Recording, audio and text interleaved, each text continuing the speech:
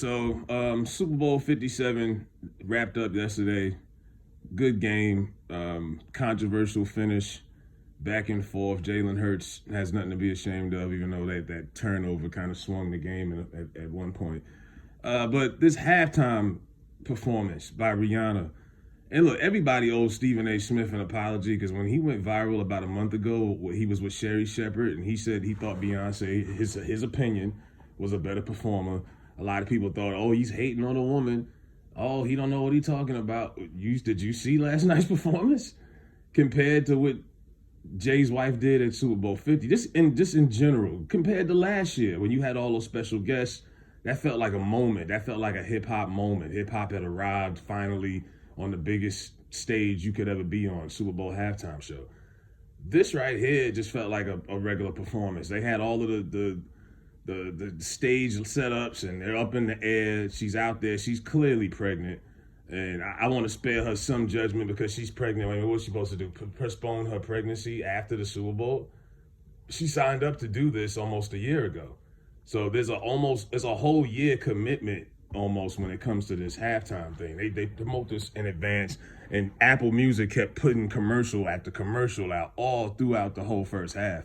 So everyone's excited. I'm at this bar. When she comes out, everybody curls around the TV. Even the bartenders is like, forget this. I got to see Riri. And people are standing there like waiting for something to happen. You see all these background dancers that look like little sperm cells. Those are the people that really did all the work. And those are the people that do the choreography. They teaching it to the artists.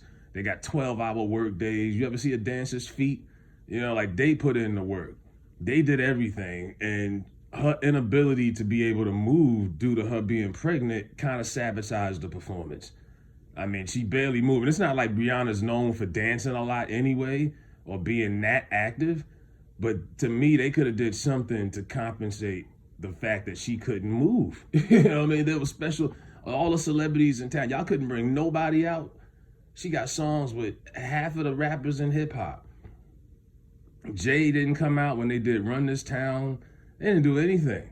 And I was like, wow, that is such a disappointing drop off from last year. And everybody was giving Jay credit. I remember even last year, Jay didn't want 50 to be out there. You know, like certain things they did on their own and Jay gets credit for it. But that was lackluster. I mean, hell, even if you would have brought Kanye out there, it would have gave you something. You know, but you didn't get any of that. You just got her looking pretty, singing, lip singing or whatnot, and rubbing on her stomach. And that was about 10, 12 minutes, and that was it. I was like, that's all we get? And I'm like, hey, part of me is like, well, we didn't pay for it, you know what I mean? I didn't pay a dime for it, so I couldn't complain too much, but it could have been better because you got people who watch this just to see that show, could care less about the game. And like I say, the game itself was good. We kind of knew they were going to go, the Chiefs were going to get a lot of breaks, a lot of calls going their way. Philadelphia's defense did not show up. I heard all year about this great defense. Oh, they had 72 sacks. They're the best thing since the 85 Bears. They didn't get one sack last night. 35 points. And I don't know how you blame what the defense gave up to what that referee call was at the end, the pass interference. That was bad. The Phillies defense never showed up. And I think what it is when your offense is blowing everybody out, you got an easy schedule, and you're winning every game 20-plus points, it allows the defense to do what? Get sacks because the other team's got to throw the ball to catch up. And I think some of their numbers were overinflated a little bit, and the defense looked better than it was. And mind you, Kansas City didn't even have nearly the same time of possession. They were barely on the field, and they did whatever they wanted. I mean, these was wide open touchdowns to running backs. It don't get no easier. I mean, Mahomes didn't even throw for 200 yards. If you would have told me Jalen Hurts was going to have twice as many passing yards than Mahomes, I thought the Eagles would have won in a blowout. He had 300 passing yards, they lost. Because the defense couldn't stop any damn body.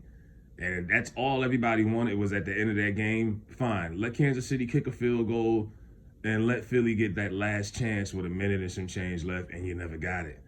You know, it was like having good sex and you don't get that finish at the end. You leave with blue balls. You leave home with a stiffy.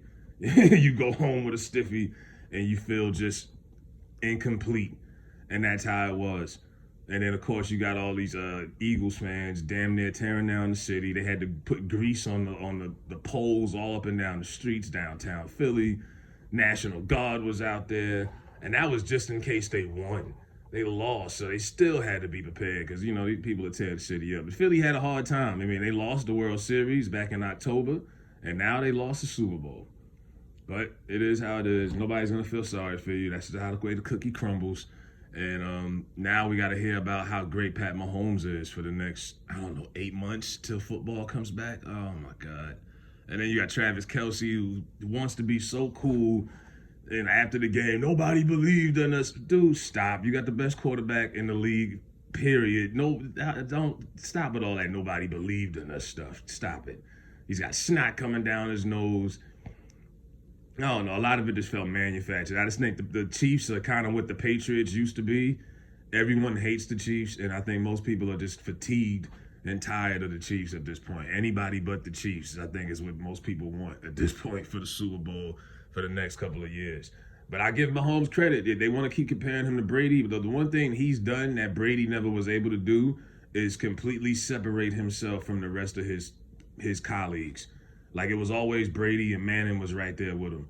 And then Big Ben, you know, or it was that trio for a long time that dominated that conference. With Pat Mahomes, it's Burrow, Allen, Jackson, but none of those guys are on his level. None of them can beat him. And when it matters most, I think Burrow beat him last year, but they lost the Super Bowl, so it doesn't mean anything. He is in a class by himself. He's the king of the hill, and the rest of those guys are just sitting there trying to find a way to beat him. And that's impressive because he's completely separated himself from the rest of the pack in that conference and just the whole NFL. Even though I do think he was outplayed by Jalen Hurts.